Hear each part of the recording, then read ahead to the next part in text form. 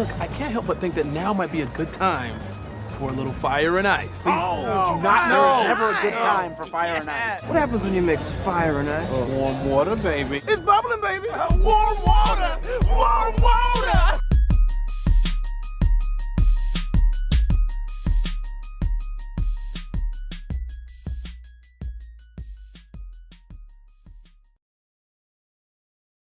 It is time, as you heard in the intro there, for a little fire and ice.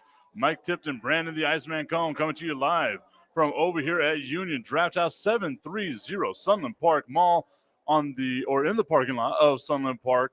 I said Sunland Park Mall, didn't I? Sunland Park Drive. I'm all over the place. I'm all over the place right now, Brandon. It's here. You are. We're back. It's been a minute. I missed my buddy, but we are back in the saddle at Union DraftHouse. And you know what I found out upon entry just a little while ago? They're having a wing eating contest today. Did you know about that? Yes, they are. As a matter of fact, it's called Let Freedom Wing, which I love anytime I get like stupid plays on words like that. It makes me a happy guy.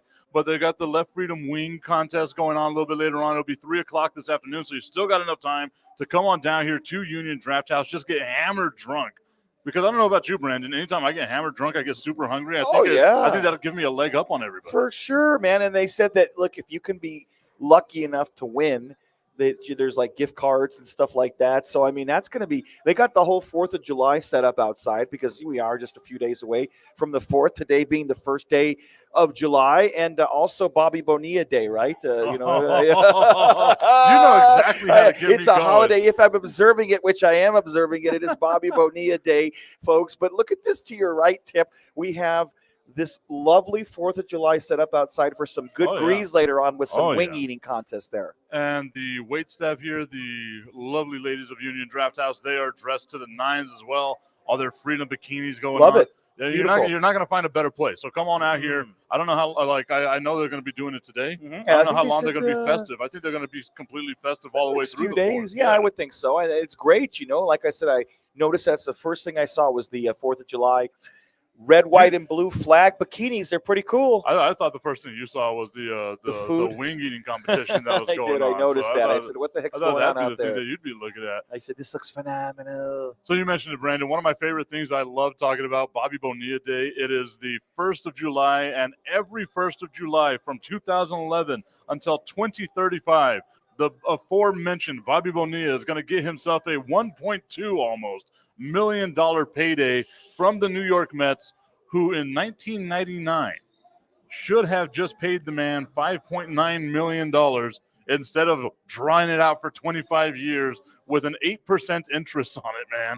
It was such a bad deal that the Mets did here, but I'm so like, Bobby Bonilla, get your money. By the time he's done, he'll be 72 years old. That's amazing. That's really, I mean, what a great ordeal for him. And, of course, what terrible business sense for the New York Mets. I mean, that's got to be one of the worst deals in history of sports. The more I think about it, you're a professional baseball team. In 1999, you didn't have $5.9 million. Why did you spread it out to wind up being roughly 30-some-odd million dollars that you're going to pay this guy over a 25-year period? What, 24 years after he played for you? Unbelievable. But I mean, look, I mean, for Bobby Bonilla, though, that's awesome. He's happy every year on July 1st. I mean, it's like talk about the best retirement ever. Oh, dude. You know what I mean? It's on top of the great pension and all that he probably has. He fleeced the New York Mets. There'll never be another contract like this, right? He did. No, never. Never. Why would you be foolish enough to do that? Oh, man. Like I just more power to Bobby Bonilla. He's like a superhero. He's the man. In my mind, man. I love this day. I love July 1st. It's great.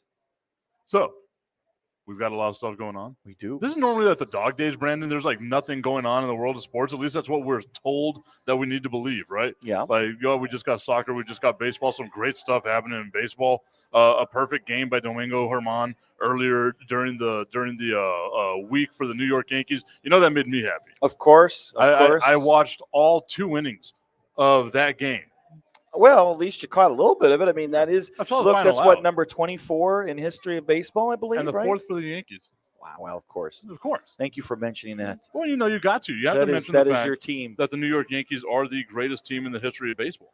They are. They're up there. They definitely. I mean, I couldn't think of a better team than the New York Yankees in terms of being the greatest franchise of all time. The proof is in the pudding with all the World Series titles. So I mean, and all the great players. You didn't lose it, did you? I don't have it with me. Oh no! What the hell did you do with it, man? I have no clue. This clown, he has his beer card. Wow. So what do you do now? Oh, I bet you I know where it is. Is it in the other wallet? Another set of pants is where it is. Do you? That's what I get for going to Union DraftHouse on a Monday. Well, did you really? I did this past week. Oh my God! By yourself or with the family? I went with a friend. Okay. And so, what do you do now? Do you just order a random beer, I guess that's what I'll do. like a Yingling? Yeah, a little dingling, little yingling dingling. A Yingling dingling. I like that. We got our guy Dave about to join us here. He's got something I'm sure he's going to let us know about. What's up, Dave? Yeah, tell them you want the Chuck Berry special if that's the case. The Chuck What is the Chuck Berry special? I want to hear about this. The dingaling yingaling. Yeah, I get your dingling yingling. Okay. Who doesn't want a Chuck Berry special? I love Chuck Berry. I walked right in. I had no clue what he was got talking you, about. man. That's pretty funny. 100%. He got you. I went back and listened to the show, the last one that we did, where David was giving us dating advice, like for a date, don't take him to go see Cocaine Bear. And I each time I think about that, I'm like, I will never see that movie in my life. Yeah, you won't. You're not a big going to movie thing, anyways. But yes, he's right about that. I found something I found a hack, like a life hack in this. Mm-hmm. Whenever a movie comes out, it's automatically on Apple TV Plus. Sure. So I could just buy it at home. And how much is it? A lot cheaper? A lot cheaper. Was it like $5 or something? I got Fast X for $24. Okay, well, that's cheaper than taking the whole family to a movie theater. Yeah, $10 a pop on the average, or whatever it is, plus snacks, the greases, and all that other stuff. Oh, I found my life. I have my workaround. I can watch movies, and be in. And the you loop own with it. most You say of them. buy I it, own so it. you own Yeah. it. Okay, Yeah. okay. I can watch it anytime I want to. What is it? Apple TV Plus. Okay. Apple TV Plus. Aren't you clever? Life hacks for you guys from Mike Bet Tippett. the family loves that too. And we got the Super Mario movie too. I bought it for the boys because we saw it a couple of days ago, and then they just were not interested in watching it again. Really? What a good movie, wasn't it? They told me they told me that they wanted to watch it. So I buy it. I turn it on, and both of them within 10 minutes are just out of the room. Gone. Not even sleeping, just out of the room. The iPads. Oh yeah, there's a whole world ahead of them that they don't want anything to do with Dad and watching Super Mario. As a matter of fact, I'm talking about them right now. They're not even paying attention to the fact that I'm talking about them right now. Yeah, they're enjoying their pizza. Yeah, I'm invisible. That's okay. At least you got. I do. You're my buddy. Okay, so what I was going to talk about, when we've got Domingo Germán, we got baseball, we've got all those things going on now. We can finally focus in now that we're about at the All-Star break where people start caring about Major League Baseball. But what I wanted to get us started off with, Brandon, was what's going on in the world of the NFL. Yeah. Saquon Barkley not going to sign doesn't want to play under the franchise tag. For those that don't know what the franchise tag is, they basically get the top 5 contracts at your position, average it out, then boom, this is what we're going to pay you. Saquon wanted to get paid $16 million a year, right? Wants that Christian McCaffrey type money. Sure. Turned down last year a $12.5 million deal with the Giants, and the Giants moved that up to a $13 million deal, turned it down. This year is going to have to play for $10.091 million if he decides to play with that. You talk about leaving money on the table. Yeah. My dude left money on the table. $5 million. But what do you do if you're Saquon Barkley? Because I feel the Giants have all the power right here, especially at that position. The running back is such an interchangeable position in the NFL that Saquon Barkley, to me, doesn't have any leverage here. No. If you're going to sit out, you're going to Le'Veon Bell yourself, and we saw what happened to him. That didn't work. So what do you do if you're Saquon Barkley? Do you just bite the bullet and say, I'm going to sign under this? Do you go back to the Giants and say, hey, remember that $13 million you were offering me? Can we do that? Yeah, and they're going to tell them to kiss their asses is what's going to happen. I mean, that'd be a great scenario in a perfect world, but I mean, you're really stuck between a rock and a hard place. I mean, you gamble, and unfortunately the gamble didn't pay off for him, even though he had an amazing season and a great comeback season last year, and he proved that when healthy, he's one of the top running backs in all of the game. If you're the Giants, though, would you pay him that $16 million? You don't have to. If you don't have to, you could use that money elsewhere. I mean, if they're offering 10, or if the average with the franchise tag is going to be 10-ish, you don't have to give him $16 million. You have all the cards. And this is the thing that people don't understand about NFL contracts and why I love the business of football. Like, again, sports, I know you get it. You don't like it. It's a business at the end of the day, right? It's all about making your money. A first-round draft pick, you are guaranteed your first 4 years. Sure. Then if you're a good enough draft pick, the team has the option to pick up your 5th year. Obviously, if you're good enough, they're going to keep you for that 5th year. Right. Then they can hit you with back-to-back franchise tags. which means they can hold on to you for 7 years. The average career for a running back in the NFL is 3 years. 2.5 years. Okay, yeah, on the average. So he's sure. already on borrowed time right Yes, now. he is, and he's very much injury prone. And if I'm the Giants, I'm saying, you don't want to play on this franchise tag? Cool. Sit it out. Sit it out. Because we can do it again. Waste next a year in your prime. Yeah. And like you said, Le'Veon Bell yourself, put yourself in a terrible predicament ultimately. And look, how different the NFL has come in 15 years, because really he would have been has. the highest paid guy in the league right now. No doubt. I mean, look, he had an amazing season. He had a great year, and he finally stayed healthy and proved what his worth should be, at least. You hit the key words there. Had an amazing season.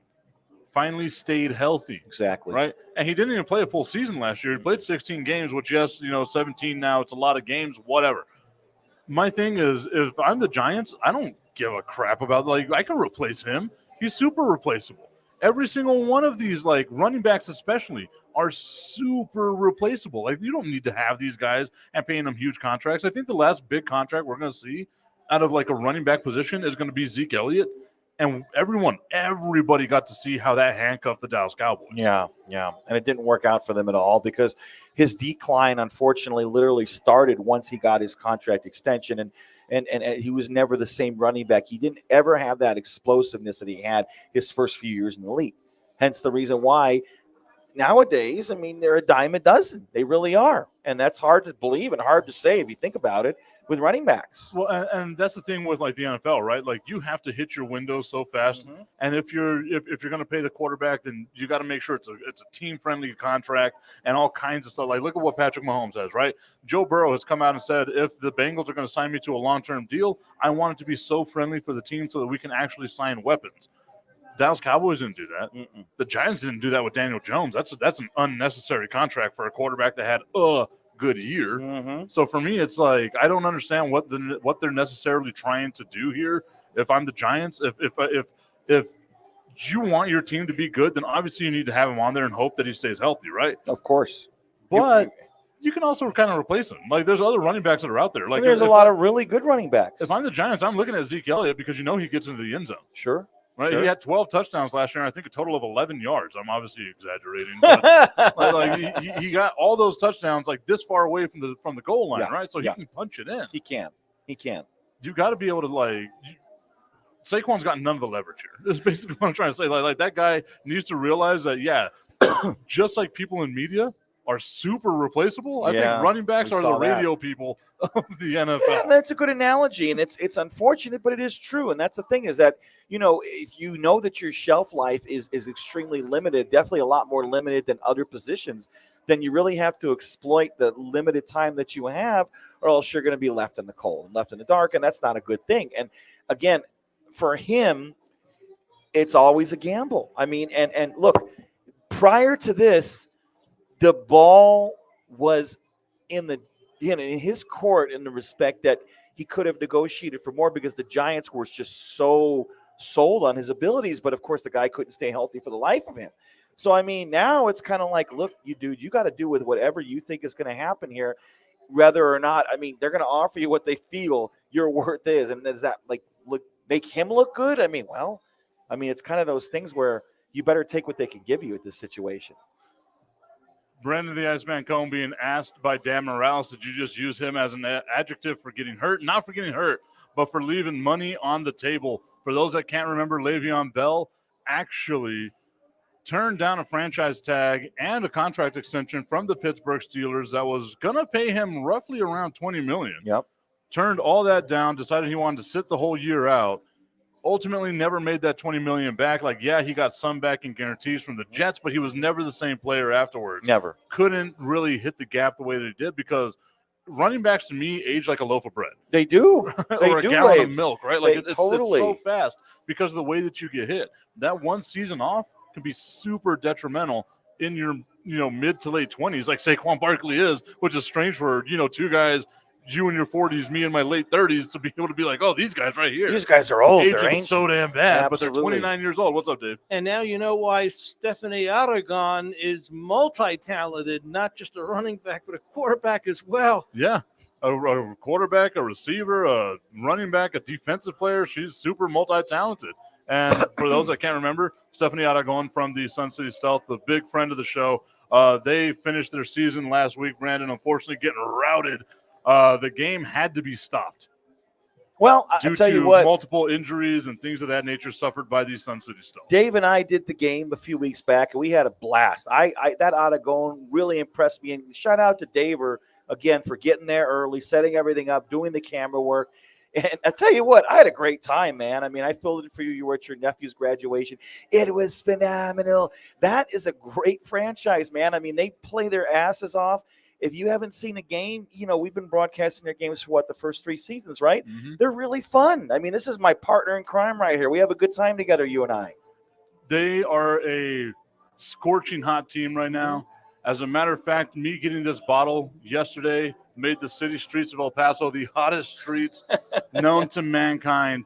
We got our guy, Coach O.T. Omar Thomas, the new head coach of the Socorro Bulldogs. My buddy O.T. from college. Joining us here on Fire and Ice. Coach O.T., how's it going, brother? Uh-oh. I can't hear him. I think he forgot to unmute himself. Oh, no. Oh, no, we got no audio from him. He'll figure it out, I hope. He will. Right? Let me see something. I got to make sure that's not me, but we did hear audio from my thing. I just want to play a little thing in the background. Let's see if we might be able to get something. Because if it's me, then I'm going to be upset. Then you're a royal putz, even a bigger one than I thought you were. The introductory music that you played came through. Yes, it did. And then there's that music. That's right. OT, I'm sorry, my guy. I don't know what it is. I'm gonna take you out. If you want to try to restart it, it might be a little bit better for us, buddy. Let's see if we can. Yeah. Maybe isn't there a little thing where he can just what does he do? How does it work? Maybe you can explain to him. I think it's hard for me to explain while I'm in the middle of a show. It's like a shtick, right? Where you hit enable audio. Is that what it is? Yeah. So he's gonna have to be able to enable the audio through the app. Okay. Which will probably have to be whenever he or I guess it's not an app. It's mainly on your browser. So it should be able to allow access to your microphone.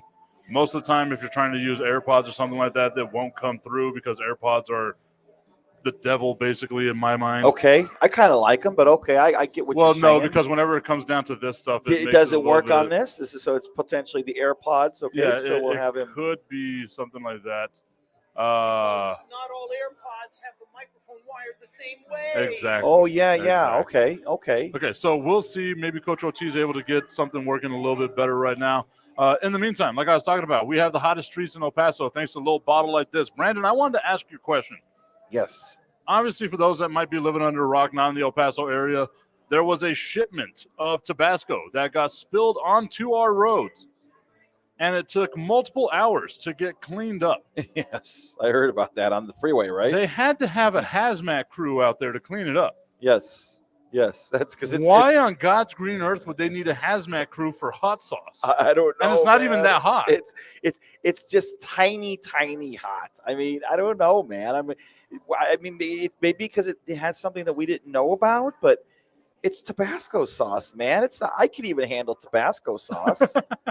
You're the whitest person I know. I know I am. And like I'm whiter than Casper, right? But like, let me ask you, weren't they like in suits and all that? Yeah, they were in like all their hazmat suits and all that. We'll try to talk about that in a little bit. OT, are you able to hear us? Are we able to hear you? Oh no. It's okay. We can figure it out. Is that a Syracuse hat? That's a nice hat. That's a Socorro Bulldogs hat. Oh, that's right. Is what that is. It looks like Syracuse. Come on now. No. He's a proud head coach. Proud head coach of the Socorro Bulldogs. That's right. All right. I'm going to look at your mic settings. I'm going to see right here. Everything should be good on my end over here. I didn't realize that OT had a computer that was built in the 1840s. Would it be easier if he joined us from his phone? I mean, that could work too. I don't know if he's on his phone. You want to try your phone, OT? You you could disconnect PAL and then join us on the phone. Maybe that'd be easier, perhaps. Let's do that. Yeah, let's try that. I want to hear. Because his phone, if he has email, of course he does.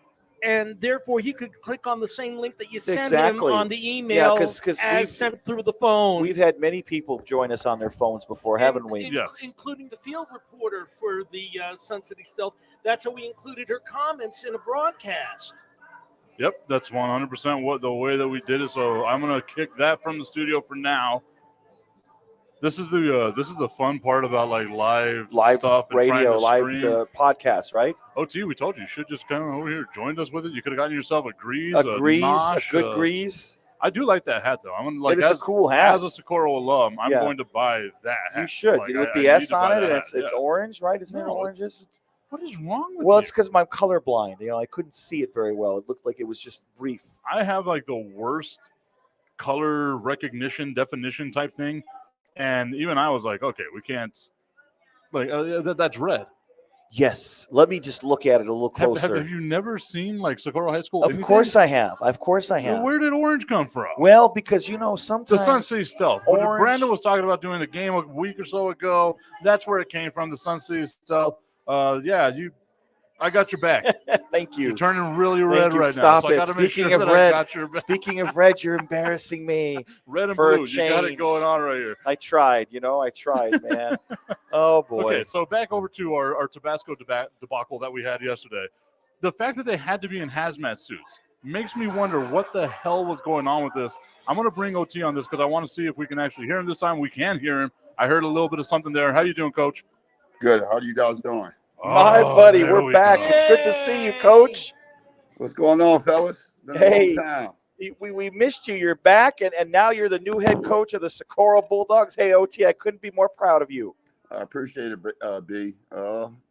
Just taking it all in, trying to enjoy being a head coach, trying to get the offense, get my coaches to buy into what we're trying to establish at Socorro. So it's been pretty fun. Okay, so now the real question comes down to me being one of the most annoying and proud Socorro High School alums. Are you ready to just see me relentlessly there screaming at people if they don't like what you're doing? Because I'm not going to allow them to have any slander towards Black Jesus. No, I'm looking forward, man. I need them that type of energy in the stands, man. Soco Loco. It's called Soco Loco for a reason, right? So Now, Brent, I'm looking forward to having you guys come up wearing some Socorro gear and representing for us. you didn't get to hear it, but Brandon thought that the color of that hat was orange. Yeah, he said Syracuse. Come on, B. Come on. I mean, worst case, it'd be a UTEP hat. It would never be Syracuse, B. Yeah. The hell with Syracuse. I agree. Wow. Hey, OT. We've known each other for, I don't know, about 20 years. We went to college together in the early 2000s. And I remember when you were playing in the tournament, and how important was it for you to not only be able to come home as an educator and then ultimately be able to take over at a local high school and mold the young talent here in El Paso? Oh, it's an honor, B. It's something that I always dreamt of, and I mean, happy to be in El Paso, which is great. I know a lot of the kids probably don't remember me, but their parents remember me when I played. So, they have a lot of trust and faith in me as far as basketball IQ, my connections, and my experience. So hopefully it pans out the way that I planned it. Whenever you met the students for the first time and you're like, okay, we're going to learn, this is the way that we're going to learn, did you just like dunk on all of them to be like, look, I'm legit at this game? Or how did you prove your credentials to them? Seeing as, like you said, a lot of them aren't going to know you the way that we know you, right? Like, you're the dude that took UTEP to the NCAA tournament. You're the dude that, played professionally and won a lot of things over in Europe. We see you that way. These kids look at me, you, and Brandon, and they're like, look at these old guys. They don't know anything about the game. You know what, B?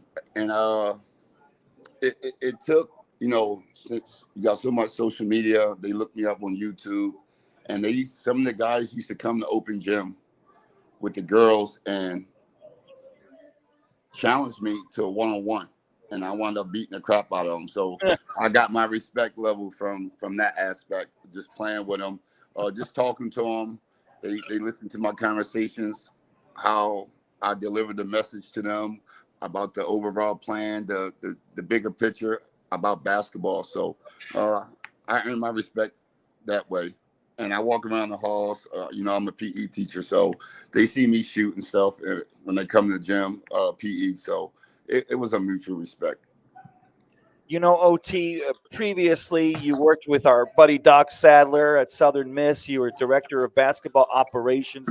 Talk about how that molded and prepared you to ultimately take over your own program. Because I know you were an assistant coach in high school prior to this, but talk about how that experience gave you invaluable, ultimately, experience to get ready for coaching your own squad here.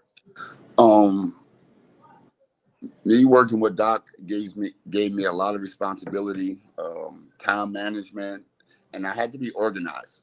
Everything I did had to be super organized, because if I wasn't, Doc was on my butt, because I was in charge of all of traveling, eating, and everything. So if anything goes wrong, it's on me, and Doc is not the same Doc when he's my head coach. He's in coach mode, and I work for him. So it's not the same. So like, I had to be super organized. And I think one of the main things about high school and leading your own program, you have to be organized. You just can't go off the fly. You gotta prep.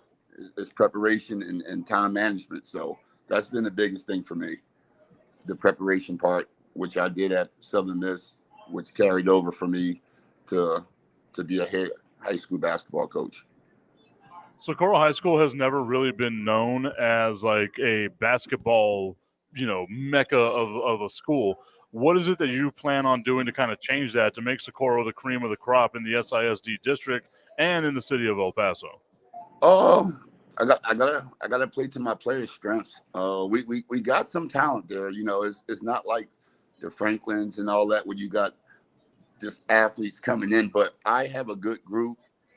They just gotta buy into the hard work, buy into playing with each other and for each other, because I think a lot of schools lost a lot of players, and I have some pieces. So it's just about gelling, them learning my system and being in shape and being humble and willing to work every single day. It might be rough, and we might start out good. I don't know. It just depends on how everything shapes up. But I'm looking forward to putting Socorro on the map. I told you, I got two good coaches. They brought into my idea, my knowledge of the game and what I'm trying to do, and the players around us. So it should be fun. It should be fun. I think we'll have a chance. We take it one game at a time. Just let the guys know. Don't get too high. Don't get too low.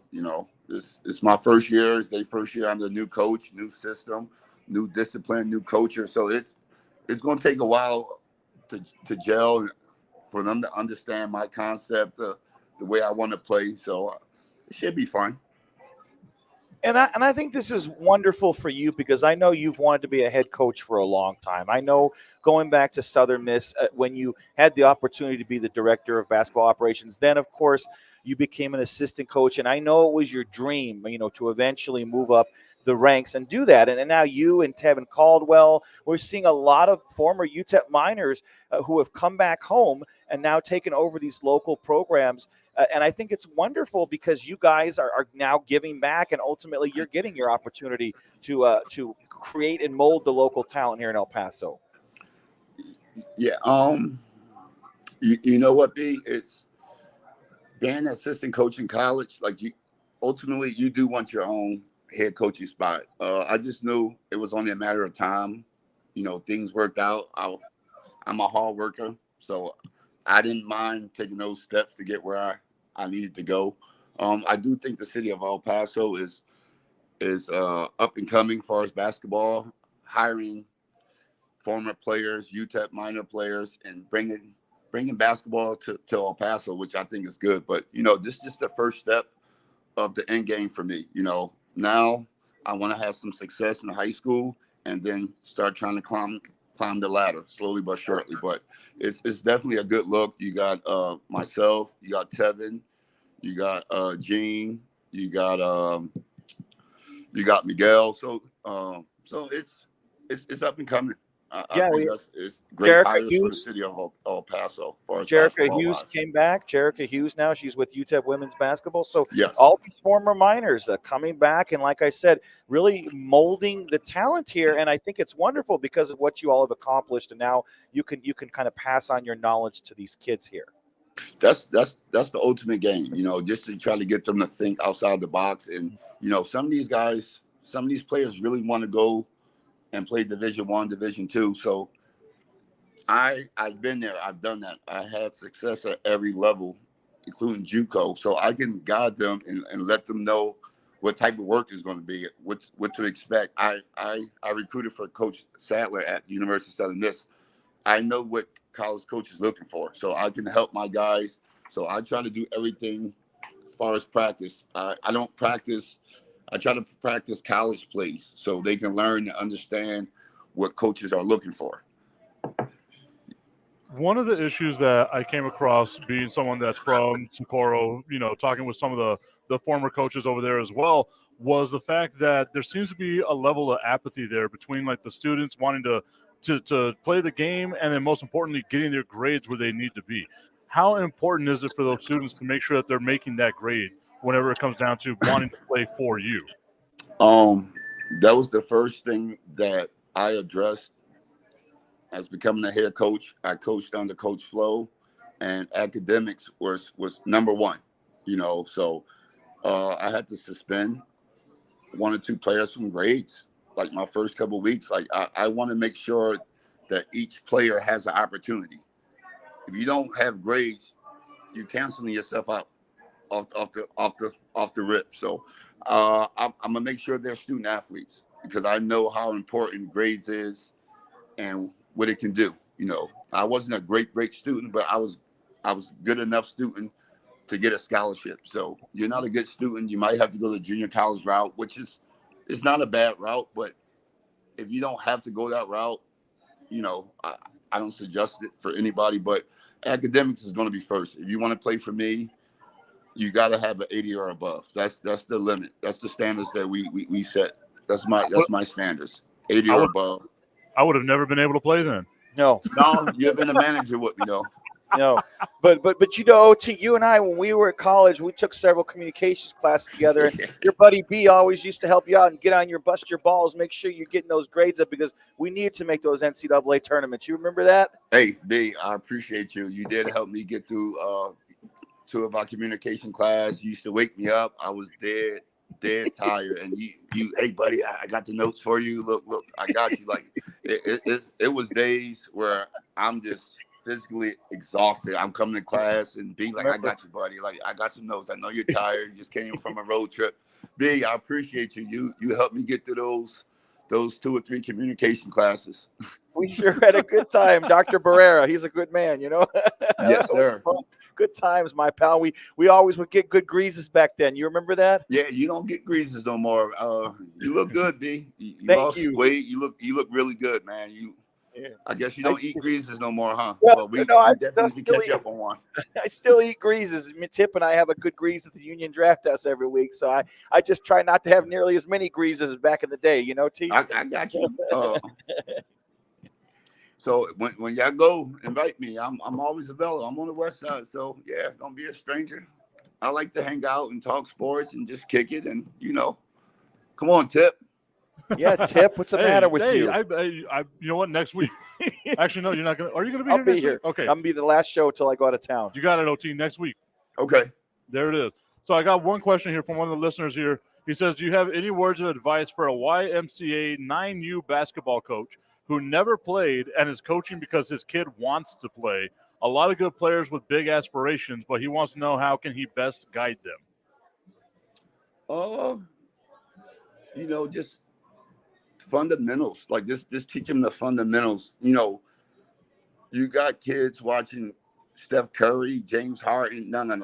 You got to take it back to the basics and grow from there. Like, everybody wants to get good overnight. They don't want to do the boring one right hand, single dribble. Just take it step by step. Do the basics, and depends on the kids how fast they comprehend and develop. Then you start adding more, but just take it one step at a time. They want to get good and want to shoot 40-footers off like tomorrow. You know what I mean? So that's not real basketball. That's a false perception of how basketball is played. These guys are specialists, but my advice, just to do the basics. You got so much technology nowadays that you don't need a real trainer or anything. You can go on YouTube, Insta, and watch guys actually do moves. So I would tell them, look at social media and use it to your advantage, because it's plenty of workouts, beginner dribbling, between the anything that you need, you can find on social media or online now. So you have unlimited resources.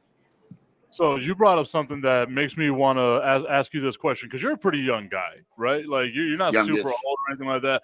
But basketball has changed to this completely different game, to where like I'm watching dudes pull up, like you said, from right inside the logo at half court and launching these balls, and I think to myself, like, that's such an ugly ass shot, and then it goes in, and I've got nothing to say after that. I'm just like, you know what? I'll take my L. You made the bucket, but don't shoot that again. And they just keep doing it all the time. Do you hate the game the way that it's evolved that way, or are you kind of like, this is just what it's going to be? I do. I'm old school. Mid range. That's the lost art of the game. I guess they want to speed the game up. It's bad basketball because you got guys coming down, transition, 1-on-5, pulling up 40 feet. I mean, it's an awful shot, whether you make it or not. It just teaches. It looks like professional street ball or open gym. It looks like basketball is like AAU. It's really no structure to nothing. It's just open gym, and you just take the quick shots. I mean, you got guys averaging 53s a game. It's like open gym. Sure. It's basically like open gym, professional open gym. Yeah, and like NBA Jam, I mean, there's like, hey, from downtown. OT, I got to say, buddy, between your collegiate career and your career in Europe and all the accomplishments, I feel that you're really going to do a great job at Socorro. And we're looking forward to seeing, like I mentioned, how you try and turn this program around, and how you're going to bring your own philosophies to the table. And I know that you've been waiting for this opportunity for a lifetime, and I couldn't be happier for you. And I think you're going to do an amazing job over there, buddy. I appreciate you, B. I'm excited too. I was nervous at first, and then I got to see the guys, their skill set. Like we're not bad. Like I got to teach them how to play. Sure. It's the AAU mentality. They know how to play, but I'm teaching them the double art. Read the situation, and now you got to react. Read and react, because everybody wants to win, but you got to know how to win. You got to do the things. You got to be disciplined. It's the small stuff that gets you beat. So I'm trying to install this in the players. Tell them, hey, if I set a screen for you and I'm trailing you, curl it. Like, it's basic stuff that these guys don't know. Like, you will think, okay, these guys are in high school, they should know that. And that's where I made a mistake my first week, because I'm thinking those guys are more advanced than they are, but they're not. So you got to break it down, step 1, step 2, and as they gradually take steps, then you start adding new stuff in. But you got to take it one step at a time. But we had a great first month, as far as conditioning, weightlifting, basketball, open gym. So these guys haven't had open gym. Had conditioning, off-season training in like 2 years. So I got about 25 players showing commitment. The way we're going to play is we're going to play fast tempo. So you got to be strong. You got to be in shape. So the guys are buying in. They know I know my stuff. My coaches know. And it's just a matter of time, just gelling, putting the pieces together. I think we'll be all right. You don't want to gel too early and then set the ceiling too high. But so we're going to take baby steps. I think mid-season we're going to hit that stride, and we should be all right. OT, thank you so much for joining us here on Fire and Ice. I cannot wait to get out there. You better get used to me being the super annoying Socorro High School basketball fan. I'm telling you right now, you will never come across anybody more proud to be from Socorro than me. So I'm going to be out there to as many of those games as I possibly can, supporting you, and, of course, my Bulldogs. So I'm so excited that you're the coach, man, and I can't wait to see what you do there. I appreciate you, Tip. Just make sure – I'm going to make sure I send you guys the link. Since you're going to be at every game, we're going to have a lot of gear for you. So just make sure you purchase a lot of Socorro gear, big guy. All right. Oh, you already know. I like that hat. It's red. Orange. It's red. It's Syracuse. red. Syracuse, Mike. Syracuse. I can't believe I cannot believe him. I was about to kick him I, off this show. I love you, OT. You're my buddy. I love you guys, man. Thanks for having me. Looking right. forward to getting that grease next week. And Yes, seeing sir. you guys at the game and support me. Appreciate you All guys. right, OT. Likewise, Yes, sir. buddy. Good luck. Thanks. Hey, last thing, Fire and Ice. Tell that 9-year-old if you need some training, come holler at me. We got you. You got you, Coach, OT. if the coach, he can come up. I can give him some tips. Let him know certain stuff. Just you can give him my Twitter. Reach out. I got drills for days and help him out. Awesome. Coach. We appreciate that, man. We appreciate that so much. All right, guys. Have a great day. Enjoy your weekend. Thank you, buddy. Same to you. All right. Omar Thomas. OT, head look at coach that. Head coach of Omar Socorro. Thomas of Socorro. The Bulldogs, they got themselves Black Jesus. Black Jesus himself. You don't have Black Jesus every day, but you know what? They're lucky to have him. Man, they're damn lucky. I've known Black Jesus since 2000 and what do we meet? 2004 when Wow. we first came here. So that's like damn near 20 years. Can Look you at believe you. that? You're old.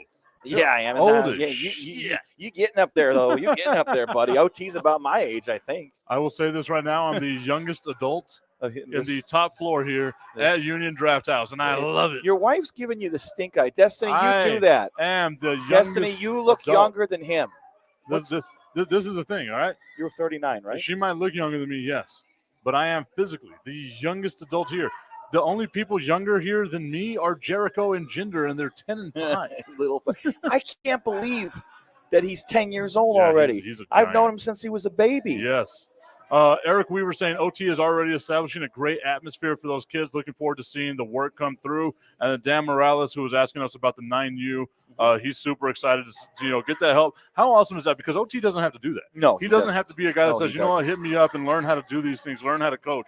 That shows the type of guy that he is. He's such He's a a great humble guy. dude He's a mensch. that he's willing to help someone else out while he's got his own job that he's got to worry about. Absolutely, and that's a big job. He's going to be really busy, but that's the type of guy that OT is. He's a real mensch. I love Omar. Like I said, that's why we've been friends for so long.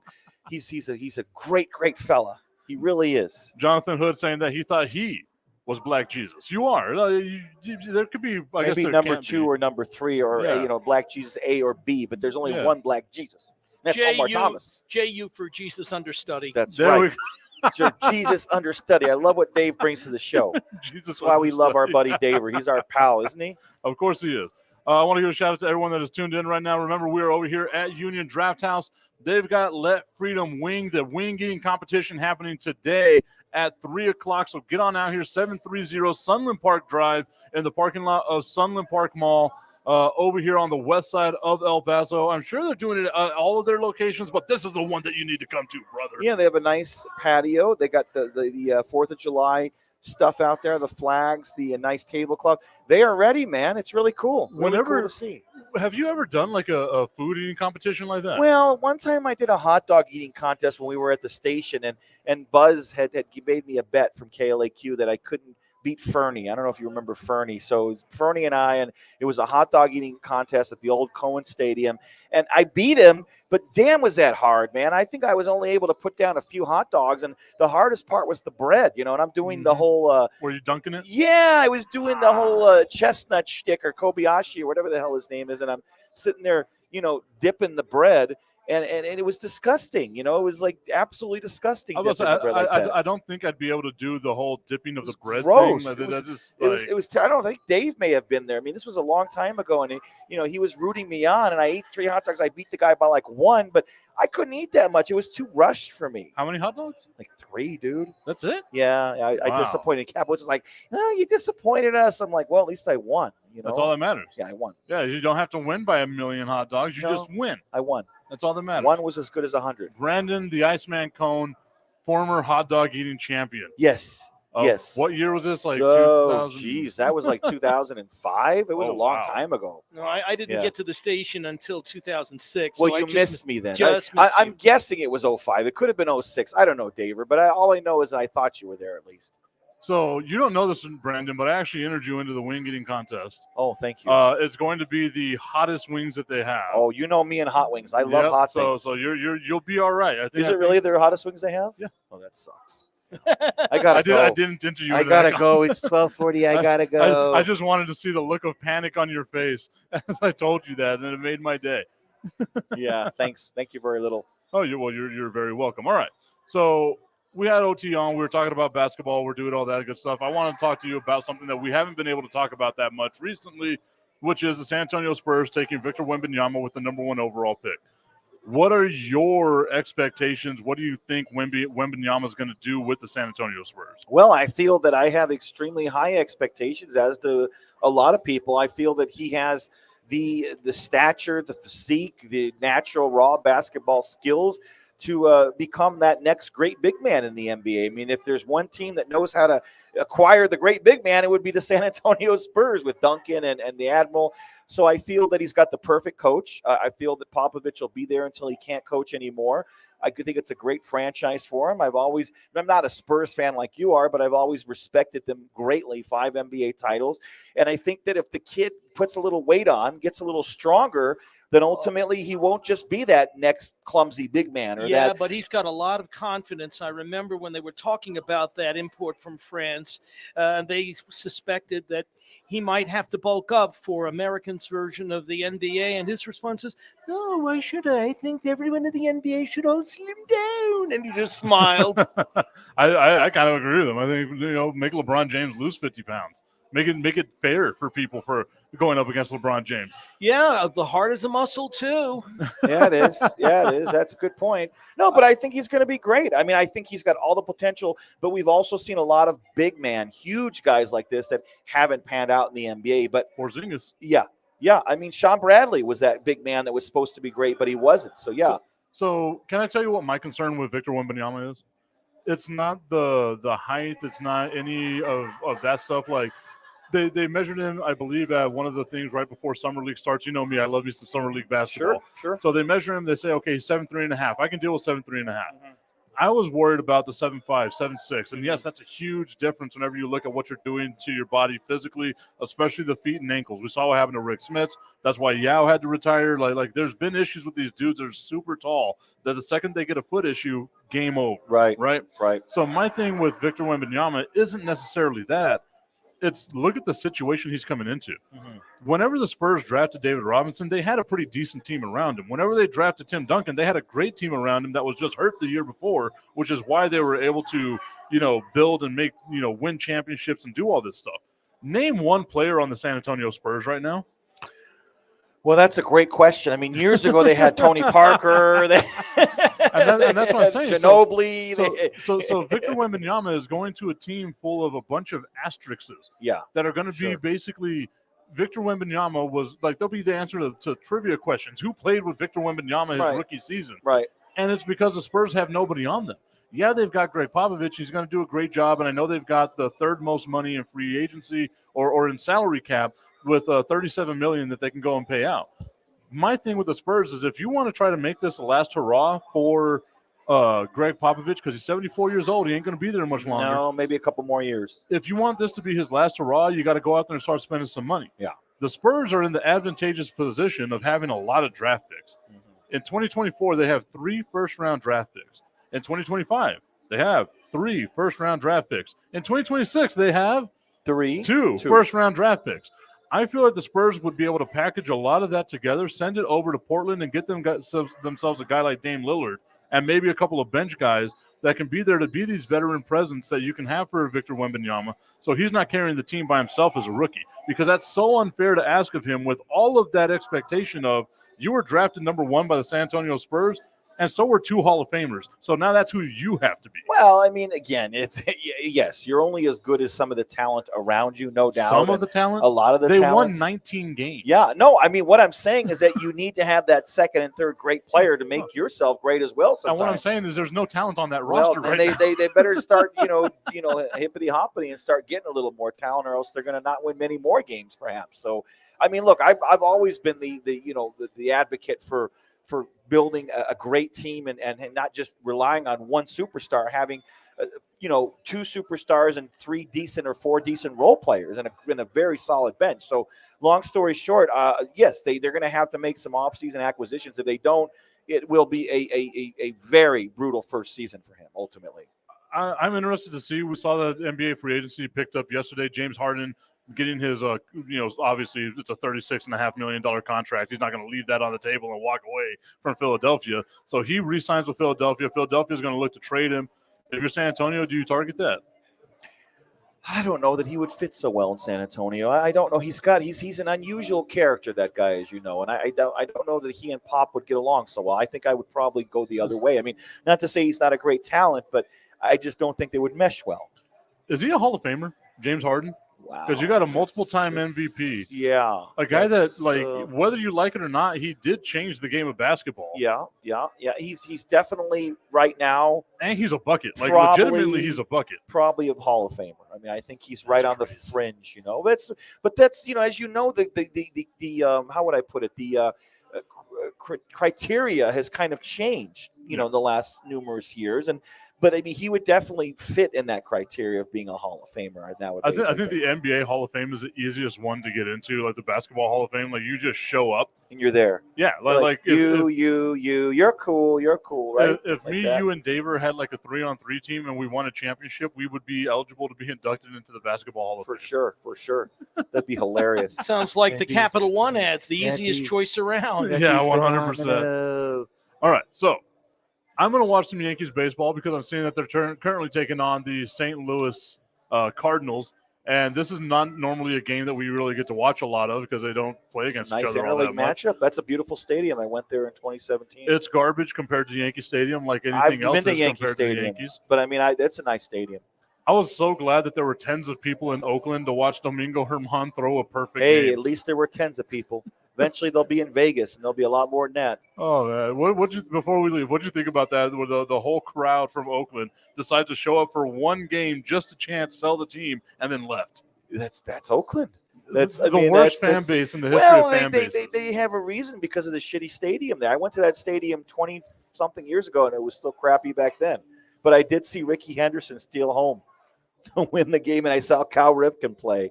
So, I mean, that was pretty damn cool. Was that like an all-star game? Or no. I guess they it were was against just the Orioles at Oakland. It was 94, and I got to see a ton of talent, man. I mean, I was just a kid visiting my cousin who lived in the Bay Area, and that was great, man. I'll never forget that. Brandon said it was 20 years ago. It was 30 years ago. Oh, my God, dude. Please stop. Stop it. Stop it. We're going to go ahead and end the show right there as Brandon contemplates how old he really is. He was actually born in 1840. Which is strange. You mean he's the prequel for Yellowstone? As a matter of fact, I helped build the pyramid, Sonny. Speak for yourself, man, Daver. I'm just this guy. He busted my balls now. Good job. Thanks. There's a joke there about building the pyramids that I'm not going to get into. We'll see everybody next week. Happy 4th of July, everybody.